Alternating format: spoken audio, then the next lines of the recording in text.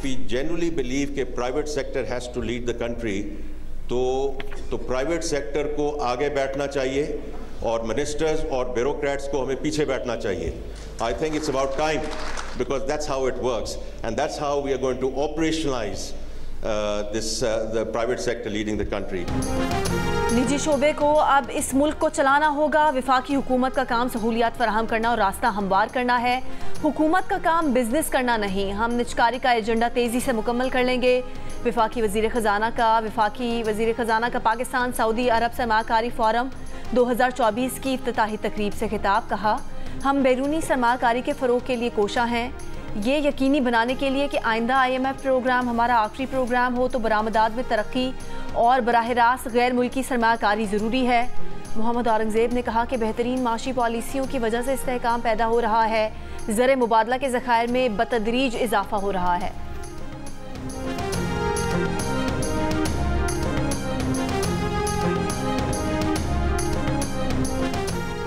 Saudi नायब वज़ीर सरमायाकारी इब्राहिम बिन यूसुफ अल मुबारक ने कहा कि सऊदी अरब पाकिस्तान को सरमायाकारी के लिए इंतहाई मौजू समझता है. सऊदी हुकूमत और कंपनी सरमायाकारी कैरी पाकिस्तान को तरजीह दे रहे हैं. ये दौरा दोनों ममालिक के दरमियान तिजारती ताल्लुकात को वसअत देने के मौके फराहम करेगा. पाकिस्तान को मुआशी तौर पर मजबूत देखना चाहते हैं. पाक सऊदी अरब सरमायाकारी कॉन्फ्रेंस से खिताब वज़ीर पेट्रोलियम मुसद्दिक मलिक ने कहा, पाकिस्तान और सऊदी अरब को मिलकर आगे बढ़ने की ज़रूरत है. फैज़ाबाद धरना फैसला पर अमल दरामद से मुतालिक दरख्वास्त पर समाअत आज होगी. चीफ जस्टिस की सरबराही में 3 रुकनी बेंच समाअत करेगा. अदालत ने मुतालिका फरीकैन को नोटिस जारी कर दिए. वफाकी हुकूमत का तश्कील करदा फैज़ाबाद धरना कमीशन अपनी रिपोर्ट मुरतब कर चुका है.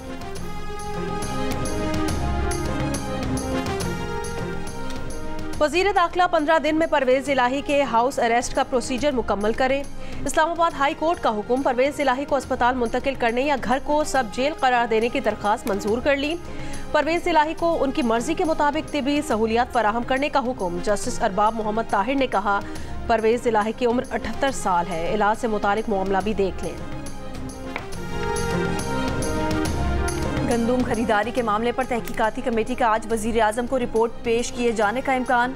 वज़ीर आज़म को गंदुम के मामले पर आज नवाज शरीफ ने भी तलब कर रखा है. सेक्रेटरी काबीना की ज़ेर सदारत गंदुम इंक्वायरी कमेटी का इजलास इतवार को भी हुआ. एलामिया में कहा गया है कि अभी तक इब्तदाई रिपोर्ट किसी को पेश नहीं की गई.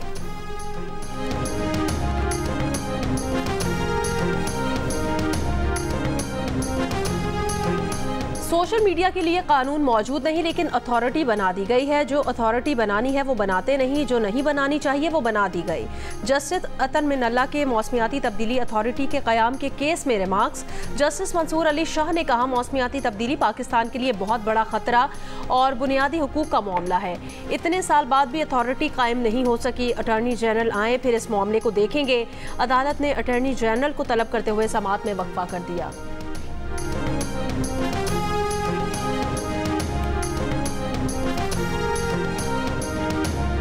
लाहौर और कराची समेत सिंध पंजाब के मुख्तलिफ शहरों में गर्मी की शिद्दत में इजाफा.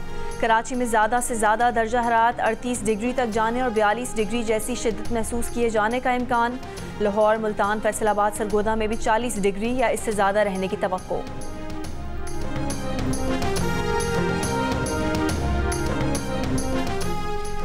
सुन्नी इत्तेहाद काउंसिल की मखसूस नशिस्तों से मुतालिक अपील पर सुप्रीम कोर्ट में समाअत. इलेक्शन कमीशन हुकाम फौरी रिकॉर्ड समेत तलब.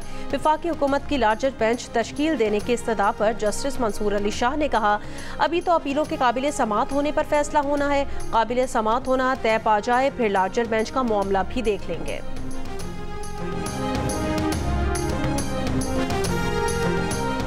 मुशीर इत्तलात खैबर पख्तूनख्वा बैरिस्टर मोहम्मद अली सैफ ने कहा है कि साबिक निगरान वज़ीर आज़म अनवारुल हक काकड़ ने जाली फॉर्म 47 पर मुहर तस्दीक लगा दी. जाली फॉर्म 47 सरकार इलेक्शन में मुस्तरद अफराद को नवाज रही है. गवर्नर के ओहदे पर अवाम का मुस्तरद शुदा शख्स बिठा दिया गया. अपोजिशन इत्तेहाद के साथ मिलकर PTI जाली सरकार को ज़मीन बोस करेगी.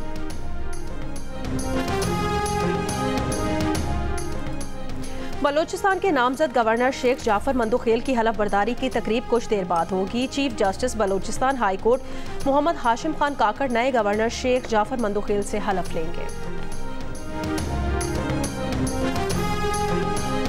सदर आसिफ अली जरदारी 2 रोज़ के दौरे पर आज से पहर कोयटा पहुंचेंगे। कोयटा में आला सतह के इजलासों की सदारत करेंगे। सदर आसिफ अली जरदारी गवर्नर, वजीर आला और पीपल्स पार्टी के रहनुमाओं से भी मिलेंगे।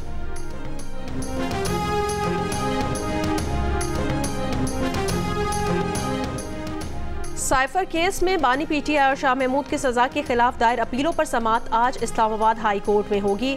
चीफ जस्टिस आमिर फारूक और जस्टिस मियां गुल हसन औरंगजेब पर मुश्तमिल डिवीजन बेंच समाअत करेगा। FIA प्रोसिक्यूटर दलाइल जारी रखेंगे।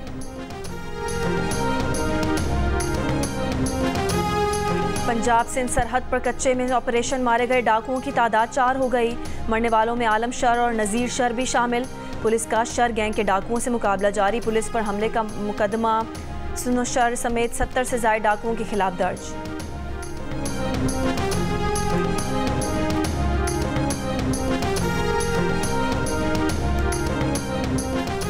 इसराइल ने रफ़ा पर हमले तेज़ कर दिए। फ़लस्तीनियों को रफ़ा का मशरक़ी इलाका खाली करने का हुक्म दे दिया। इसराइली मीडिया के मुताबिक रफ़ा से लोगों को खान यूनिस में बेघर अफराद के कैंप्स की तरफ मुंतकिली की हिदायत दी जा रही हैं। रफ़ा पर इसराइली बमबारी से 22 फ़लस्तीनी शहीद।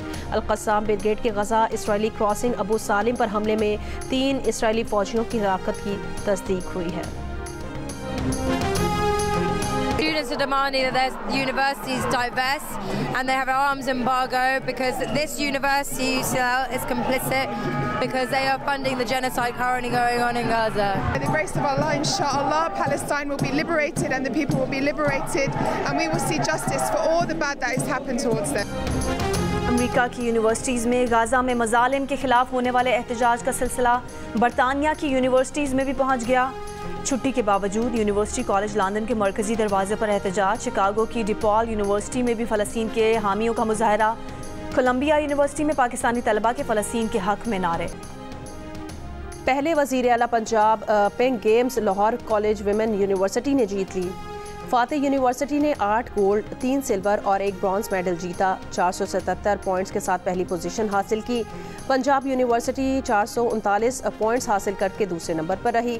पिंक गेम्स की इख्तितामी तकरीब में वज़ीर आला पंजाब मरियम नवाज मेहमान खुसूसी थी।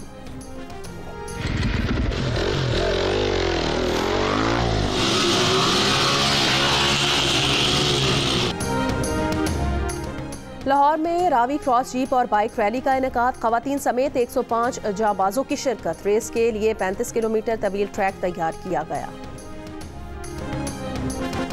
अर्जेंटाइन के legend football coach Cesar Luis इंतकाल कर गए। 85 साल के मेनोटी तवील अरसे से ख़राब सेहत का शिकार थे।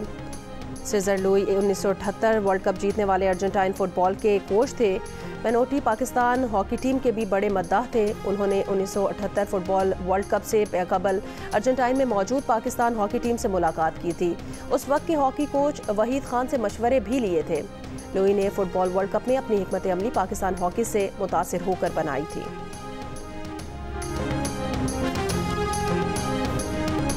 और ICC T20 वर्ल्ड कप 2024 के लिए पाकिस्तान की किट की रूनुमाई आज की जाएगी। तकरीब में बाबर आजम और सीनियर क्रिकेटर्स की शिरकत का इम्कान। लाहौर में जारी 3 रोज़ा स्किल्स कैंप का आज आखिरी रोज़। T20 स्क्वाड कल सुबह बरास्ता दुबई आयरलैंड रवाना होगा।